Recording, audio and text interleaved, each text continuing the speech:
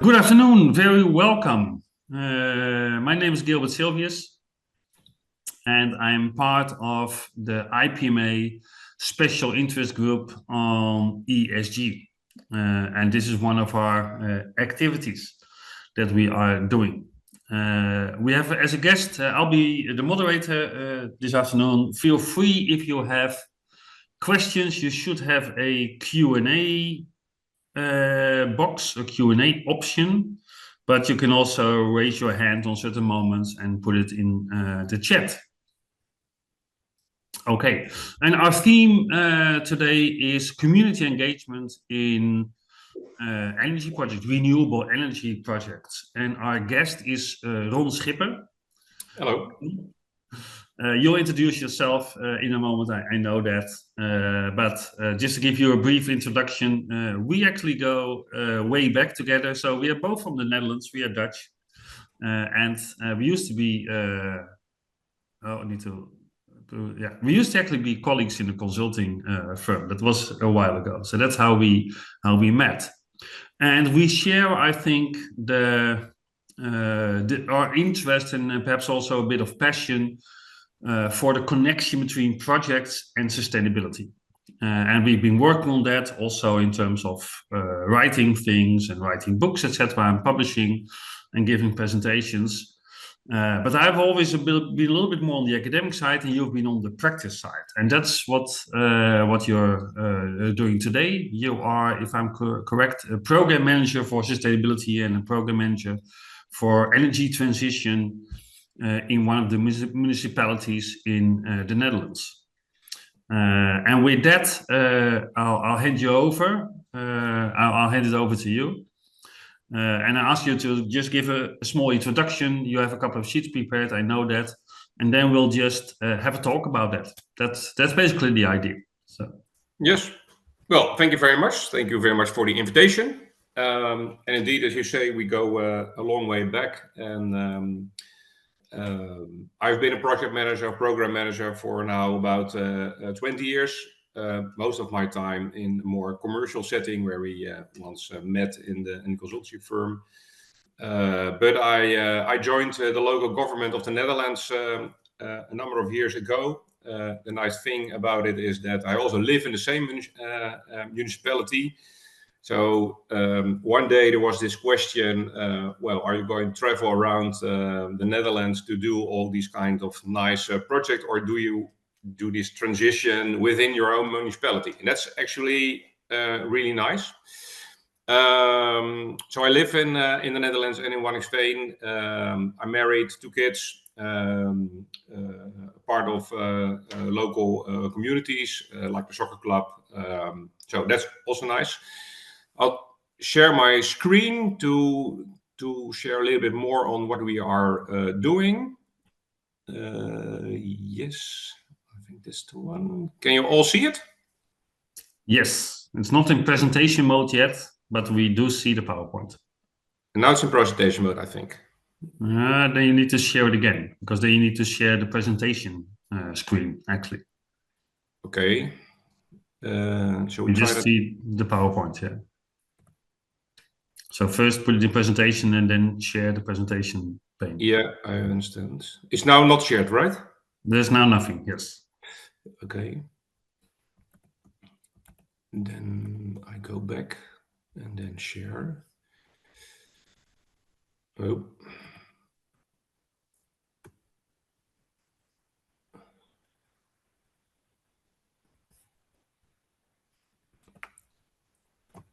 My apologies. This. You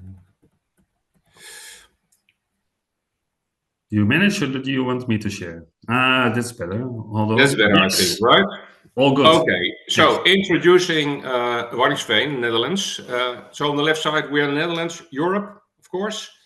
Then the middle, a small map of the Netherlands, and with the big black box is the area where Waddinxveen is.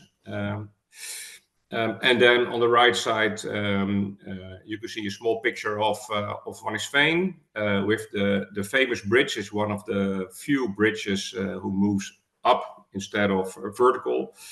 instead of a normal sideway. We have 35,000 inhabitants. That means about 14,000 homes. And we are the fastest growing municipality in the Netherlands. Formerly, that was 2 years ago, but I think we're still on that point. Another thing which is from a sustainability perspective and climate change rather interesting, we are almost ourselves even at the lowest point below sea level in the Netherlands. So that also introduces various challenges or at least risks. And we can see that within the sustainability transitions, we have a certain path. So in 2015, I think you probably all know, we had the climate agreement of Paris. That was, of course, the world coalition on fighting climate change and make sure that the warming of Earth is not beyond 2 degrees Celsius. And then in 2019, we had our national climate agreement. And the Dutch are famous for that we talk with everybody within society. So this has been a huge project to get all stakeholders of the Netherlands together and to make a plan to reduce greenhouse gas emissions. I joined the municipality in 2020, and by the end of 2021, and actually I started during the COVID period, that was also challenging, I can tell you. By the end of 2021, we formulated our local strategy, and you see here the Dutch title, but it is heading towards sustainable Waddinxveen. And that describes 4 transitions. So the energy transition is, of course, part of it, but it's also the circularity, biodiversity, and how to handle climate change. And it gives us our goals, our strategic goals, but also what specific results should we reach, and a general approach. Let's focus a little bit on the transition. What is our challenge? So on the left side, we have to reduce our greenhouse gases emissions. We have to reduce it approximately towards 50% in 2030 and towards zero by the end of 2050. And that means reduce energy consumption, replace fossil fuels for clean production, and to locally produce clean energy. And if you talk about CO2 or greenhouse gas reduction, it's also the question, where is it? Who is emitting it? So on the right side, you can see that we have various sectors, and the various sectors have a different emission pattern. A few are obvious, or not obvious, but are you wouldn't expect. So mobility is 41%. But also the greenhouse horticulture. In Dutch, we call them kassen. So where they build vegetables, but also flowers. They use a lot of energy, a lot of natural gas. And then, of course, we have residential homes. By the way, these are numbers combining electricity and natural gas. But the main thing is that we have to, and it's what I mentioned or recognized when I was walking through Waddinxveen, and I knew that I got the job for this position, Program Manager of Sustainability. Every house I see, we have to do something. Literally every house and every person in Waddinxveen has got to change with each other. We have technical change, but it's also a behavioral change. So it's far more a social transition. And it's rather impressive if you walk through a city and think every house, every inhabitant is part of this change. So the program, and I simplify it a little bit. So you see on the right side the 3 transitions, and I focus a little bit on the energy transition. We have main projects. One is the clean heat greenhouse horticulture. You can see it from the previous slide. It's a strategic one. If you nail that one, then you are a big step ahead on reducing greenhouse gases. Of course, we try to lower energy usage. So we have an energy reduction program, including fighting energy poverty, because there are a lot of people who are having trouble paying their bills because the energy prices went up. And we are doing a project where our first neighborhoods are provided with clean heat. And the last two are, of course, we have to produce new clean energy. So we try to get solar on the roofs. We also are trying to get solar more on the fields. And we are seeing if we can introduce more wind. We already have 3 windmills in Waddinxveen. And the last is, of course, we are now heading towards a new energy system. So you also have to manage to think about how this system looks like, and you have to manage the process in that. So these are the things we're doing. Can I ask one question? One question, Sure. Ron. Because if you the overview you gave on where the emissions come from, mobility was also a big part. Yeah. Is that something that is split up over different projects / programs, or do you have a specific program on that one also? Not a very specific program on this, because the way we can influence it is very difficult. So most of the emissions are calculated from the cars that drive by from the highway. That's the way they calculate it. That's a bit difficult to influence, because that means people going from home to their work passing Waddinxveen. Then our position to influence it is rather low. So that's more on the national level. And we have some initiatives on mobility, but it's more regional aspect. So not specific in the project.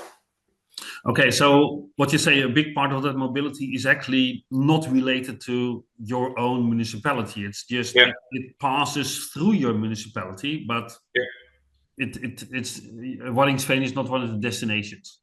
Right. Yeah. Okay. Thanks. Yep. Then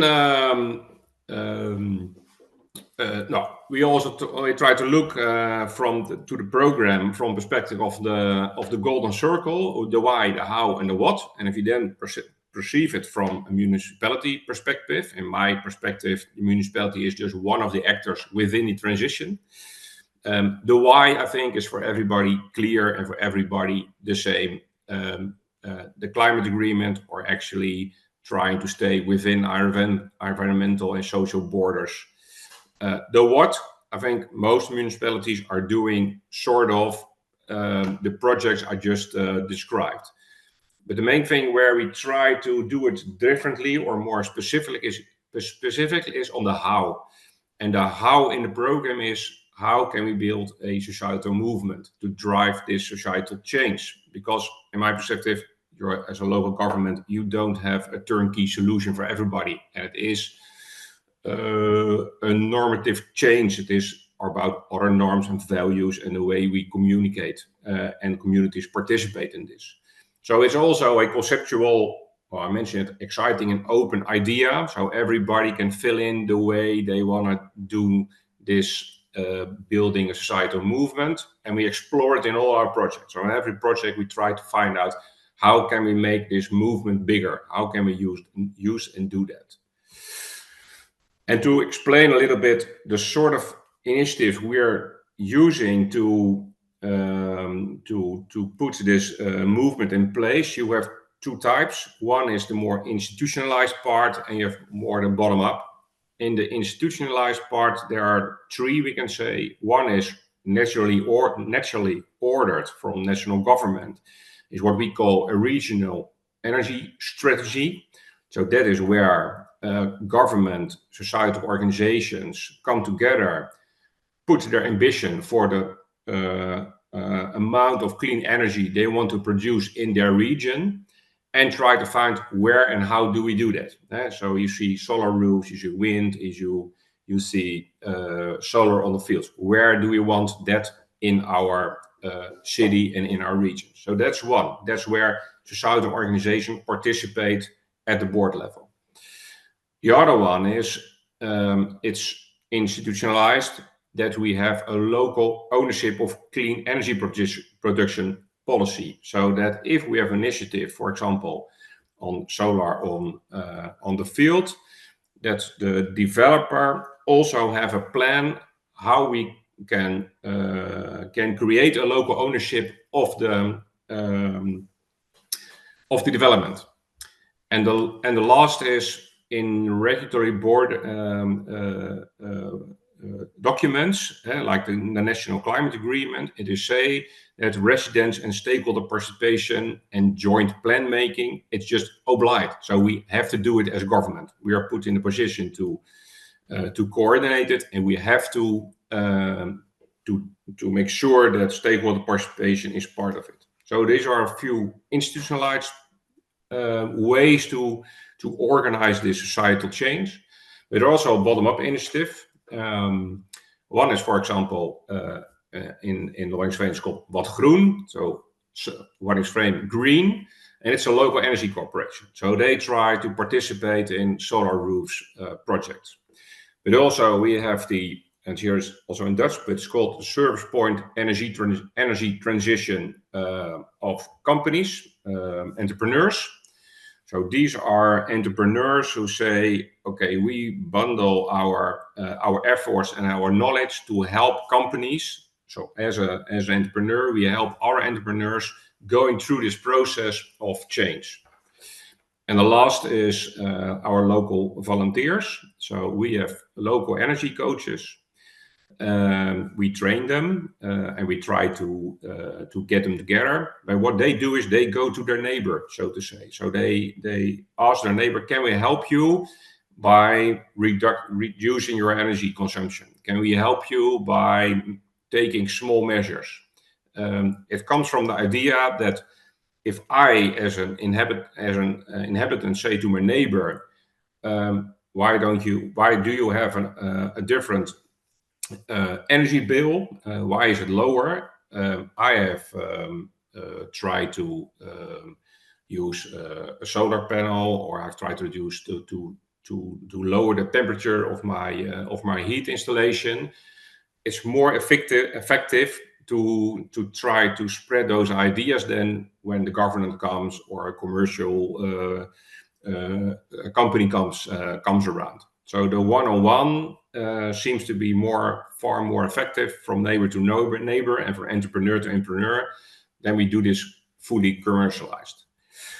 So as a start, it is a little bit on who I am and where we're coming from and what we're trying to do in Waddinxveen. Yeah, thanks a lot. Very, very impressive. So I hear you talking about different parts of the program. You try to make it local, right? You try to make it personal, but you also have to work with, let's say, within regulations and laws, etc. Because, let's say, energy production is a regulated business. I hear you talk about policies, regional policies, national policies, impacts that you sometimes can't even influence. I hear you talk about different societal groups that you work with. There are companies like the horticulture industry, and there are the residents, very different target groups. And one thing that triggered basically the idea for this webinar was that I see you a lot on LinkedIn, where you post on all sorts of community engagement activities. Let's say, I think you're probably 2 nights per week or so, or perhaps 3 nights per week, you're busy with smaller groups, larger groups. Can you say something about that? Because you talk about the social transition. What are you doing? You saw that on the last sheet. You talked about we need to engage with residents. We need to engage with communities. How did you set it up? How did you make that part of the program? What was your idea behind it, and what are you doing literally? Well, the big idea behind it is what I call building the movement.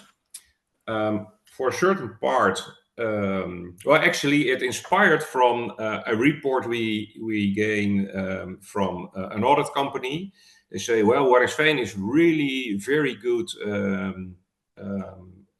within the society. I'm not really good with the English words at this moment, but so we're a really good part of society, good connection. And that was about, I think, a year or so that I worked there, and I thought, okay, which 7 people do they are these then? Because in my opinion, we're always talking to the same 7 people.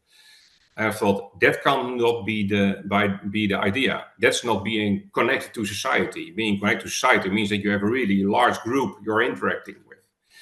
So that was the idea of to say, okay, this cannot be the road towards a movement and to be connected to society. I got a little bit inspired by a person who wrote a book on how to spread social ideas.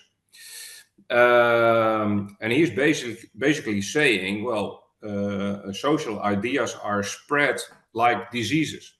Sometimes it just only takes a few special people to get your word out and get your word out to society. And he gave, for example, a small example. He said, okay, during the American war a long time ago, there was the English were trying to conquer some villages, and there were 2 persons who went to warn them. And he said, one went and he got it all fixed.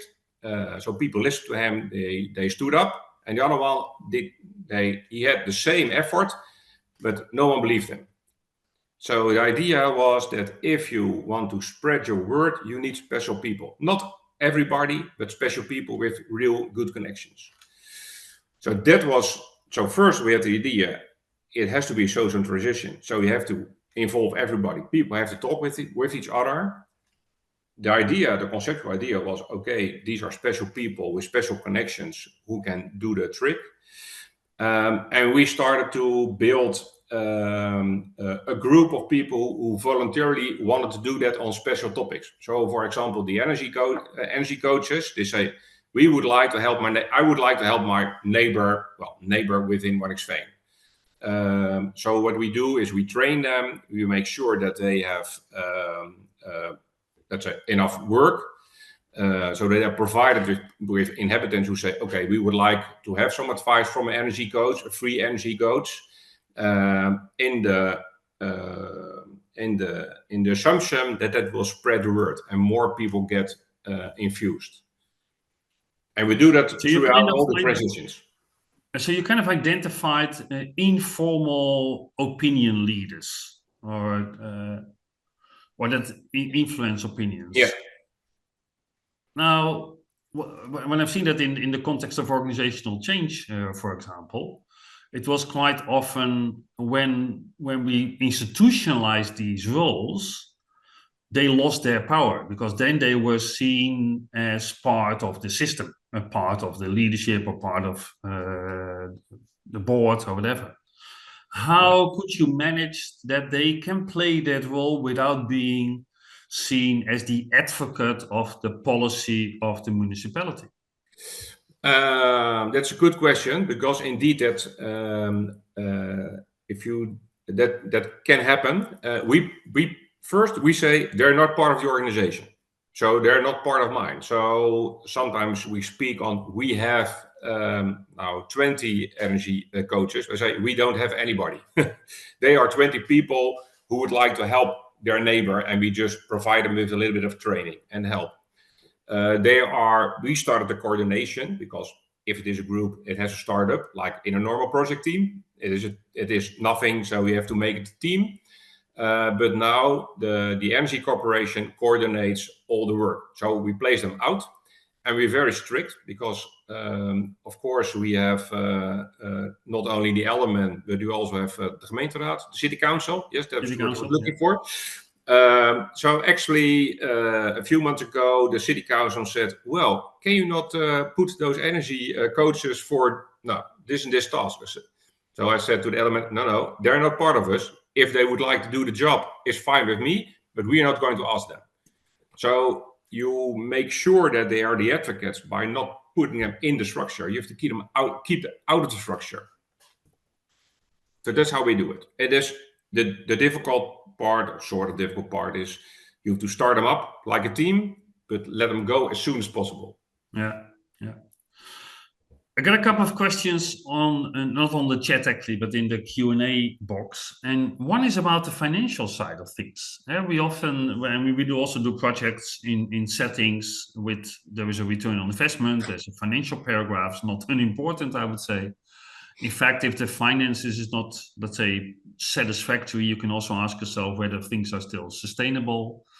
Can you say something about that side? So is this just driven by an ethical commitment, or is there also an economic consideration in this? I think it's both, actually. Although the economic side is in a political situation a little bit more difficult, but in my perspective, it is. First of all, of course, it's an ethical decision, but also we all know that if this temperature of Earth rises, we get climate change. Climate change means means a lot of problems like the flooding, heating issues. People get injured because the temperature gets too high, and these risks are transferred financially. So it means that, at least in my perspective, I know that the potential of financial loss for a community and for the municipality can be into the hundreds of millions. Actually, it's calculated to be 100 million or something. Yeah. So there is also an economic perspective. But that is true for all countries in the world and etc. But still, we see that because it's quite often, let's say, a perspective is a little bit further in time. We see that many countries, if they would want, or municipalities, that they would have difficulty translating that, let's say, doomsday scenario further in the future to a business case today. Yeah, so it's nice that something costs 100 million 50 years from now, but hey, I might not be there anymore. Well, that's in a political context always a little bit trouble. So it's for a part, it is academic, and we see the evidence. For a part, is it, of course, energy reduction. If we start isolating our houses, it has a financial benefit, and healthcare part, not healthcare, but the way you preserve your living, that improves. So there is a benefit to the local inhabitants. Of course, as a municipality, you don't really make a business case. That's a little bit difficult. What we although do try to figure out is if we do initiatives, does it grow sort of our business of the transition a little bit. So that's what we try to do in not really making it financial, but there has to be a certain growth of our initiatives, of the effect of our initiatives.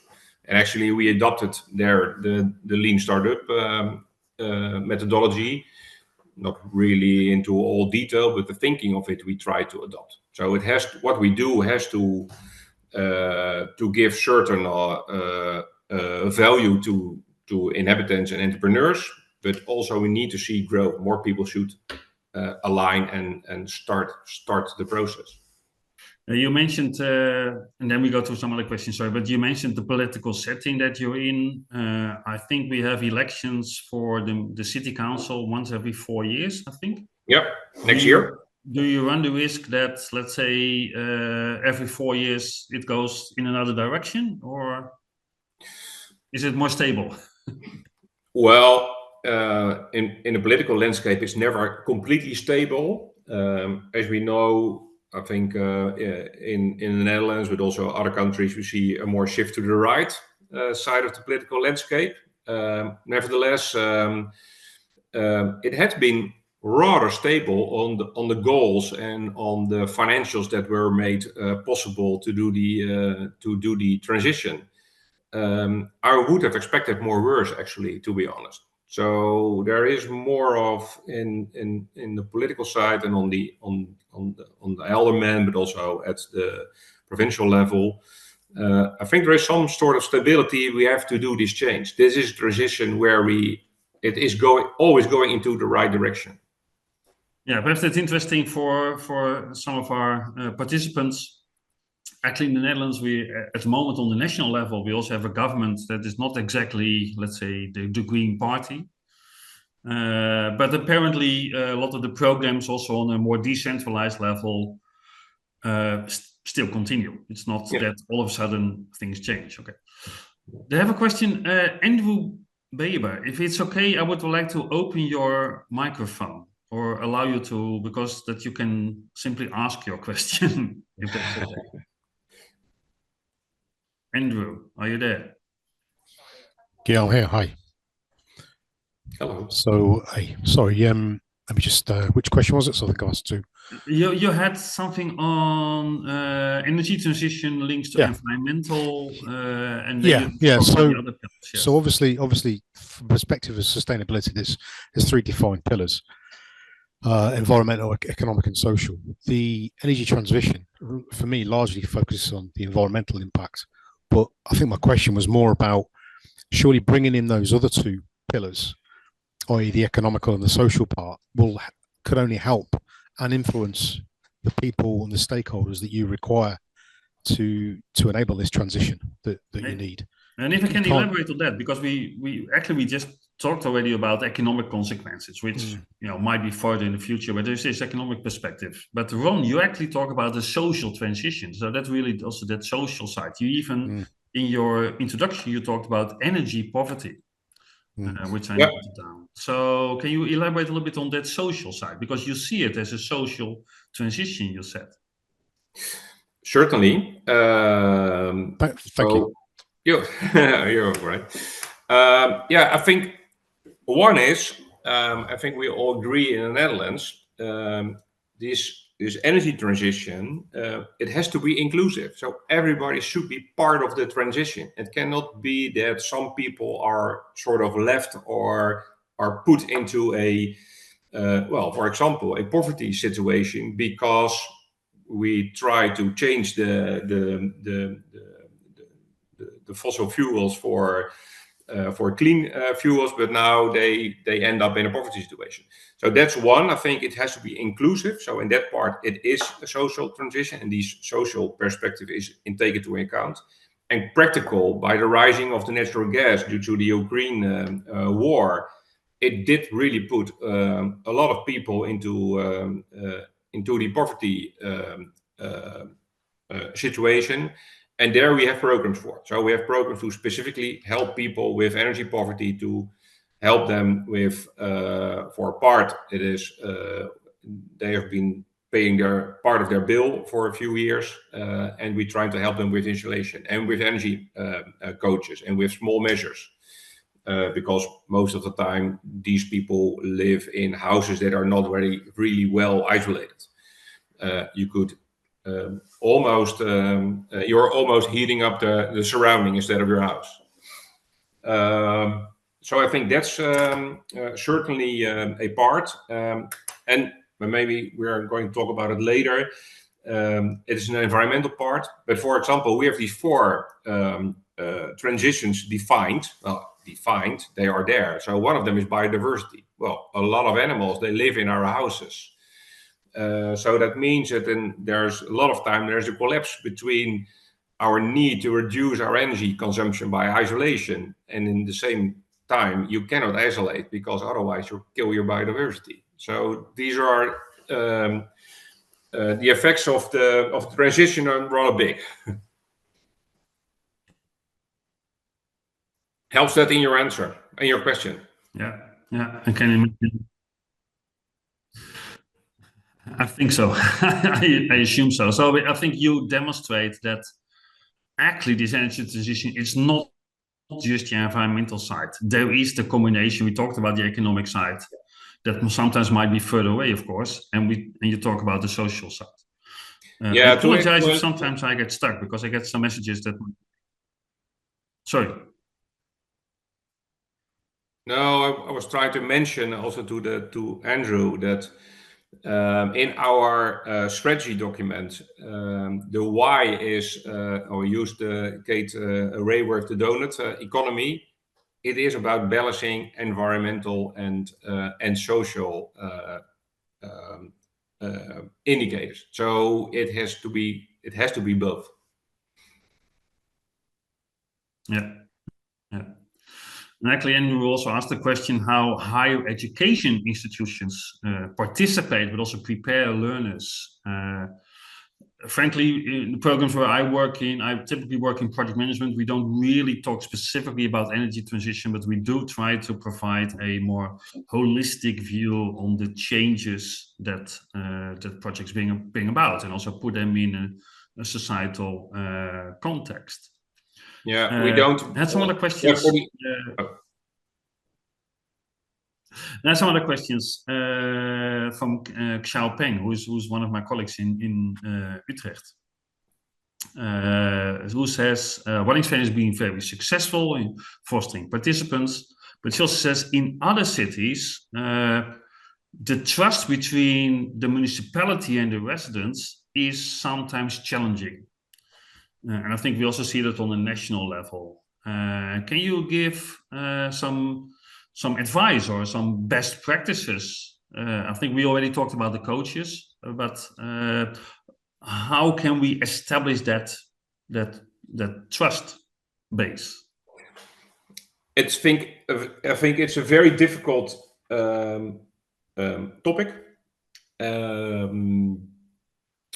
where sometimes I think the main advice is be transparent and do what you say that you're going to do. So follow up and be transparent in the process you are in and what you're doing with the inhabitants. But the topic is very difficult because about everything is linked to that trust issue. Also, democratic changes we accepted ourselves. So in the Netherlands, for example, we have this discussion on the contribution you get from your solar roofs, the electricity. I'm missing the word for subsidy. Not sure. Yeah, so there has been, let's say, government funding for putting your solar panels on your roof, etc. And so that change that we had some commotion. Is it on? Is it off? And also to have obliged a hybrid heat pump. It was obliged for a few years until this government was set up. Yeah, is it a trust issue or is it a democratic process where we installed another political party? So that's rather difficult. But my advice would be transparent. Yeah, very good. Thanks. Sorry, I was frozen for a second. So yeah. I think that also is perhaps one of the questions that Joe Carboni is asking about. Would you have advice for project managers and program managers? And I think that be transparent. Can I for shortly take a little bit break of talking with the residents and engaging with the residents, because you also have another group of stakeholders, which are companies. And in companies, you typically have smaller companies and you have larger companies. They might be more on the rational return on investment side there. How do you engage with those? How is that the same procedure? How do you do that? Yeah, well, in general, it's sort of the same process, and I would divide it into two. You're, by the way, frozen again. So the green horticulture, which I was mentioning in the sector overview, that's a specific group. We are, as municipalities, more municipalities united in trying to define a different system for them, which we participate with them to get that installed. So with the green horticulture, it's more like a corporation. So we are together, and we try to create a new infrastructure for them to get clean heat. So that's a participation part. So that's one. Other entrepreneurs on, for example, who would like to participate in energy reduction or in placing solar. I think we address it at a few ways. One, there is legislation for certain parts of them. They have to be have a certain label on their energy usage. So we're just testing it formally. That's one. They participate in what I showed, that regional energy strategy coalition, so to say. So we are discussing it there with them. And we have this service point I was mentioning, the serving point energy transition companies. These are the entrepreneurs united to help other entrepreneurs. So entrepreneurs to entrepreneurs, and we're hoping that they have their local contacts and their local knowledge and network to address this. But it's certainly true. Entrepreneurs are like inhabitants, to say, or inhabitants are like entrepreneurs. Everybody's looking for a business case or a cost. And some people and some entrepreneurs are more innovative and say, I think this is the right direction, I just do it. No questions asked. So you see the same, I think you see the same pattern as with inhabitants. They're not so much different, actually, to be honest. Okay. How do you keep control?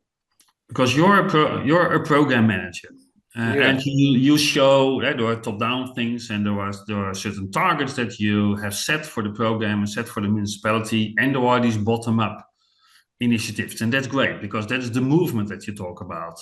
But that there's also a risk of that going relatively quickly out of control. How do you keep control from your position? And control in what perspective do you mean then? That's it still goes in the right direction. There's no conflicting parts going on. We're still going in the right pace. We're on target with regards to our targets, etc. Yeah, that's a good question. The first thing is, can you really be in control on this? That's one. Well, a few things to share. First, in that strategy document, we did not only set the strategic goals, the high-level goals of 50% reduction in 2030 and 0 in 2050, but we did also break it down into tangible results. So, for example, we would like to have 600 houses by 2025 who will take an energy reduction measurement. We have to make 2,000 houses free of natural gas by 2030. We would like to have and then we have the most of the book is about that. So that means, and that's not you could say it's an operational goal in terms of control, but it's more like this is the direction, because the whole challenge, for example, of all houses in municipality is about 20,000. So if you take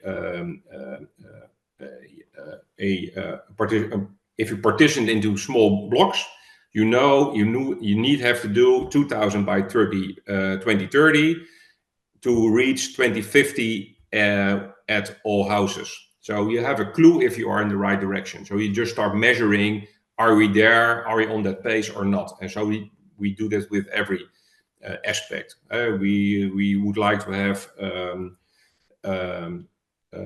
certain amount of electric vehicles, because in the end, everybody needs to have an electric vehicle. So to make it that operational, you at least can see, are we going into the right direction? So the control is most on that level. So that's one. And the other one is we adopted the idea of a Dutch professor, Rotmans in the Netherlands, and his colleagues on how do transitions work. So what's the dynamic on a transition? That's a very simple X, meaning that in transitions we have innovations which got in the end institutionalized, and we have optimizations which end in stopping it. So, for example, the Tesla or the electric car is an innovation. In the end, it gets more institutionalized by, for example, that we're now sort of in the place that we only want to have electric vehicles produced by 20 something. But the crisis of Volkswagen, the emission crisis, is an example of optimization. It's an example of we're trying to reduce our emissions, see how good we are, but we are in the path of going down because we're in the path of stopping with fossil fueled cars. So these axes you get sort of the positions. Where does it go? Where is it going to? Are there a lot of optimizations? Are there a lot of innovations? And you get a glance on where is that transition. So that's the other instrument. We're trying to find out where is the transition and what would be good next steps to address. The difficult part is that, and that's I think the nice thing about transitions, you are urgent on the short term because we all want in project a certain result, but you have to view it on a transition on a long pathway. But by looking at those more short-term operational goals, the state of a transition, where is it going to? What do we see happen? That should give us a clue on, are we on the right track, or do we have to make a different strategy or have to change something? That's how we try to do it. When you started, because there is this goal, there's this program, and there's this goal in the future. Was that always clear? Was there always a consensus about this goal, and perhaps also about the pace and the timeline, etc.? Or was that first when you started still a discussion between stakeholders to agree on something? Well, for us, it was very clear. The goal was clear. We had a climate change agreement in the Netherlands. We had a law about it. So reduction of 49% in 2030 and 0% in 2050. No discussion. So that was also a little bit on timing when I started it. Actually, I tried to explain to everybody on that strategy document to say, it's not my goal, it's our goal of the whole society. We need someone to write it down, and I'm the one. So the goal is not really discussion, to be honest. And the breakdown in operational goals, well, nobody discuss about that. So that's more that you can show how can we manage it. Are we on track? So it has not been a discussion. I was also wondering, because you showed that one graph. The goal is to go to zero emissions in, what was the timeline? 2050 or 50? Yeah. 50. If you go to zero, there's no discussion on who has to do most, because we all need to go to zero. But let's assume that you would not, let's say, have the goal to go to zero, but to go to, let's say, 20% of what you have now. Wouldn't you have far more discussion then between the different groups that create those emissions about who has to pay in most to reach that goal? Yeah, that could be. But that's kind of a discussion that was held during that discussion of the National Climate Agreement. All those sectors were part of the deal. They all got their specific goals and their specific tasks, and also what they need from the government. So that was all kind of set out in the whole process.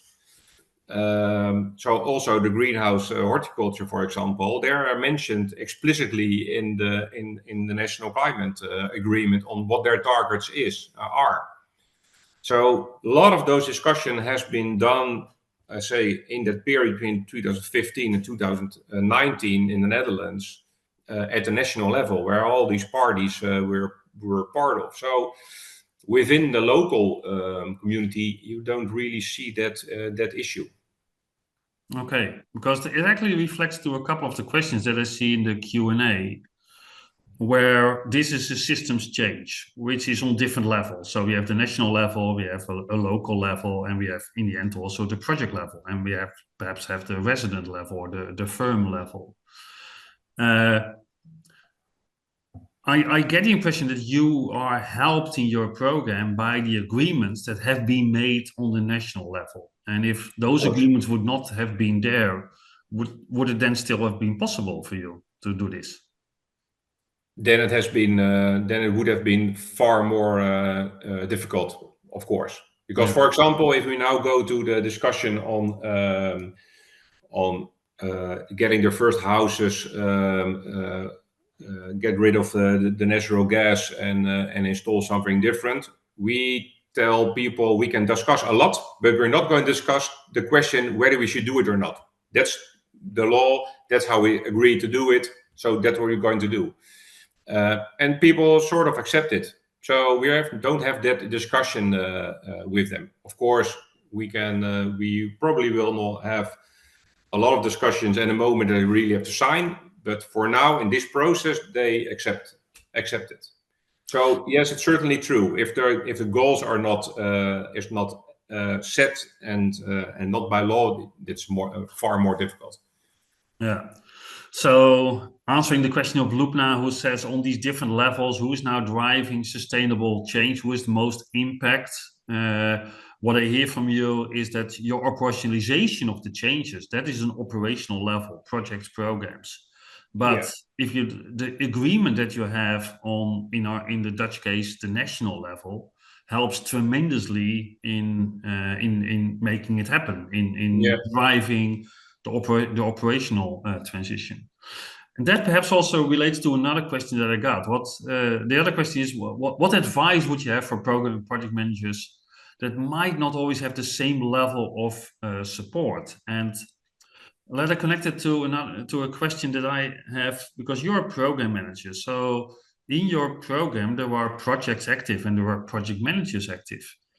How easy or difficult was it for you to also get them up to par on this whole movement, which includes also some competencies with regards to stakeholder engagement, sustainability thinking, systems thinking, etc.? Yeah, I think I realized sometimes I'm a little bit lucky because we use in a program a lot of people who are consultants. So it's also part of selection process. You select people who have the competences and have these intrinsic, have this motivation. So I think that's not really that's not a comparison, but I do know a difference at another side of our organization, and that is on the part where project managers are leading a project who develop a certain area of Waddinxveen with houses or reconstructing the street. And I see a big change in a few years' time that where questions like building for the future within these transitions. 5 years ago, it was far more difficult to address this topic. They all thought it's really difficult. I have no clue how to do it. If you want to do it, you have to do it. And now 5 years later, they say, okay, you still have to help me on the how question, but I would like to do this. So there is a shift in the last years on that people say, okay, but this is really an important part of our world. It's an important part of my job, so to say. So I think on the end, we try to communicate a lot on what's going on in the world, what our strategy is, what should be included in the projects. But there is a change at least in the Netherlands, I think, that more and more people are just seeing that things have to change. I always start my presentation, didn't do it today, but I always start my presentations with, look around in the world. We're either burning away or floating away. So things are really changing. And people recognize that. In terms of changing, so the ESG team within IPMA created last year this standard, the ICB 4 reference guide on sustainable project management. Actually, you were one of the reviewers of that, Ron. So we try to describe competencies of sustainable project management. If you would want to advise project managers to, let's say, start working on their competencies to be future-proof, just to put in the term, and sustainability is part of that future. What do you feel are the 2-3 key competencies that project managers should develop, should work on, to function in a world where sustainability is a serious consideration? Where do you see the change in the profession of project management? Well, I think that all the competences who are related to, let's say, the system thinking, rethinking the system, and understanding that you are not just, I always try to say, you're not just making a table, but you are creating a place where you can do something, and that you can do something has changed. So every competence that's related to that system thinking part, that would, I think, tremendously help to rethink the project you are doing. And I think that's the main, that's a really important one to pick up on. I think the stakeholder management, because we now have far more stakeholders, and you also heard in my part also already, they have conflicting states, not only at the personal level, but also at the transition level. So the creativity, thinking beyond the traditional or the logical steps from earlier. I think those are kind of the most important parts that what we have to change as a project manager. We are no longer the operational part. We are more the strategic part to drive this change. Yeah. No, I like what you said about the systems thinking, being able to see, let's say, the bigger picture there also, and the role your project plays in that. Yeah, thanks a lot. I'm giving one last look at the Q&As, because we are at the end of our hour. If there is another specific question that comes in, we can take that one, and otherwise I think we would go to the closure of this webinar. No, I don't see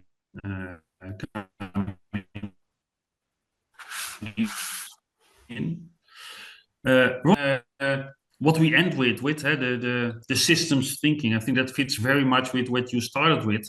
That if you talk about energy transition, I mean, that's the context that the program that we talked about, that it is a social transition. It's not a technical realization of a couple of projects, but there is a behavioral aspects and etc. And I think you pointed it out very well. Perhaps I have one final question, sorry, before we really close, and that is, what went wrong? What went wrong? Do you also have something that went wrong and you're terribly disappointed about, and you don't want to talk about it?